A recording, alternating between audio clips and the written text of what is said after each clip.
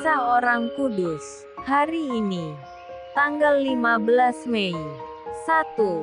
Santo Pachomius, rahib dan pengaku iman. Pachomius lahir di Tobait Utara, Mesir pada tahun 287. Keluarganya masih tergolong kafir. Pada umur 20 tahun, ia masuk dinas ketentaraan atas perintah rajanya. Dalam suatu perjalanan dinas melintasi lembah Sungai Nil, ia bersama rekan-rekannya disambut dengan ramah oleh orang-orang Kristen di Latopolis, Esne. Penyambutan ini sangat mengesankan bagi Pachomius dan menjadi baginya saat berrahmat. Segera ia mengakhiri masa baktinya dalam dinas ketentaraan. Ia pergi ke Henoboskiaon, satu daerah yang dihuni oleh orang-orang Kristen. Di sana ia mendaftarkan diri sebagai katekumen calon permandian. Dia mengikuti pelajaran agama dan kemudian menerima sakramen permandian. Ketika ia mendengar bahwa ada seorang pertapa saleh di padang gurun, ia segera ke sana untuk menjadi murid pertapa itu, Palameon. Demikian nama pertapa saleh itu. Menerima dia dengan senang hati dan memberinya tugas-tugas berat. Melihat ketahanan mental Pachomius, Palameon memperkenankan dia mengenakan pakaian pertapaan. Pada suatu hari, ketika sedang berjalan-jalan di pesisir Sungai Nil, Pachomius mendengar suatu suara ajaib. Suara itu menyuruh dia mendirikan sebuah biara di Tabenisi, tepi Sungai Nil. Ia mengikuti suruhan suara ajaib itu. Yohanes, saudara kandungnya, menjadi muridnya yang pertama.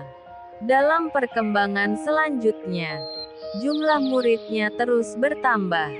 Besarnya jumlah murid ini mendorong Pachomius untuk menciptakan aturan hidup bersama sebagai pedoman hidup dalam usaha mencapai cita-citanya. Pachomius menjadi pembimbing mereka dengan contoh dan teladan hidupnya. Pachomius mendirikan lagi 6 buah biara di Tebait untuk menampung semua muridnya yang terus saja bertambah. Ia sendiri menjadi pemimpin biara di Papua, dekat Tebes. Dalam kepemimpinannya, Pachomius dengan tegas melawan ajaran bid'ah Arianisme. Ia meninggal dunia pada tahun 347. 2. Santa Dimfa, martir dan pengaku iman. Riwayat hidup Dimfa tidak diketahui secara pasti. Melalui cerita-cerita yang beredar tentang hidupnya, diketahui bahwa ia lahir pada abad ke-7. Ayahnya yang berkebangsaan Irlandia itu adalah seorang bangsawan kaya raya yang menjabat sebagai kepala daerah. Namun ia masih kafir. Sang ibu yang sudah Katolik mengajari Dimfa ajaran-ajaran iman Katolik dan tata cara hidup Kristen berdasarkan ajaran-ajaran iman itu. Ketika Dimfa berusia 14 tahun, ibunya meninggal dunia. Ayahnya mengalami gangguan jiwa yang cukup parah karena peristiwa duka ini. Ia menyuruh pergi pegawai-pegawainya ke seluruh pelosok wilayah kekuasaan maupun daerah-daerah lainnya untuk mencari wanita-wanita berdarah bangsawan yang mirip dengan istrinya untuk dinikahinya sebagai istri. Karena tak seorang pun ditemukan, maka dia dinasehatkan untuk mengawini kembali Dimfa anaknya. Mendengar desas-desus ini, Dimfa ketakutan sekali. Akhirnya ia memutuskan untuk melarikan diri ke Antwerpen ditemani oleh bapa pengakuannya Santo Gerebernus dan 2 orang lainnya. Di Antwerpen, mereka mendirikan sebuah rumah doa di Geel, dekat Amsterdam, dan menjalani hidup sebagai pertapa. Mendengar bahwa anaknya berada di Belgia, Damon ayah Dimfa menyusul ke sana untuk menemui anaknya. Tetapi ketika bertemu Dimfa, bukannya ia mengajaknya pulang secara baik-baik melainkan menyuruh pengawal-pengawalnya menyeret Dimfa. Mereka pun diperintahkan membunuh Gerebernus dan 2 orang rekannya. Mereka memenggal kepala ketiga pertapa itu. Sedangkan Dimfa dibawa pulang ke Irlandia. Karena ayahnya memperlakukan dia secara kejam, Dimfa dengan tegas menolak pulang ke Irlandia. Karena itu Dimfa pun dipenggal kepalanya. Peristiwa ini terjadi pada tahun 620 tatkala Dimfa baru berumur 15 tahun. Pada abad ke-13, relikiu keempat martir ini ditemukan di Gil. Diceritakan bahwa terjadi banyak mukjizat di Gil setelah relikiu keempat martir itu ditemukan. Mukjizat-mukjizat yang terjadi di kuburan Dimfa menunjukkan kesucian dan kesalehan hidup Dimfa. Oleh karena itu gereja menggelari dia orang kudus dan mengangkatnya sebagai pelindung para penderita epilepsi dan sakit jiwa. 3. Santa Berta dan Santo Rupertus. Pengaku iman. Kesaksian tentang hidup Berta bersama anaknya Rupertus diberikan oleh Santo Hildegardis. Hildegardis yang masih menyaksikan saat-saat terakhir hidup Santa Berta menulis cerita yang sangat menarik tentang Berta dan anaknya. Katanya, Rupertus anaknya adalah hasil perkawinan Berta dengan seorang pria yang masih kafir.